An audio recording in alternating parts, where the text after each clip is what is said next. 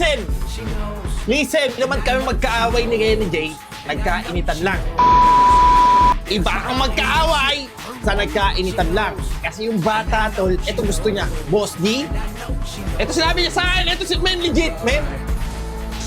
Men, sabihin ko sa inyo, men. Legit to, men.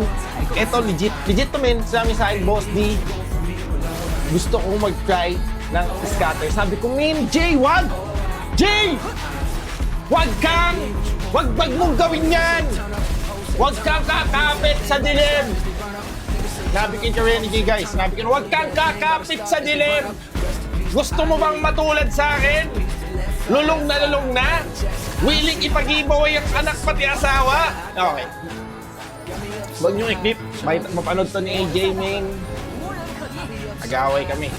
Sabi ko kay Renny J, sabi ko, Jay, wag, Jay!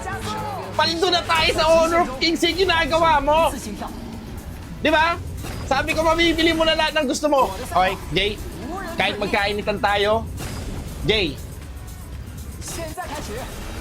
as kaibigan, as bunsong kapatid, congrats sa iyong bagong Mustang. Okay?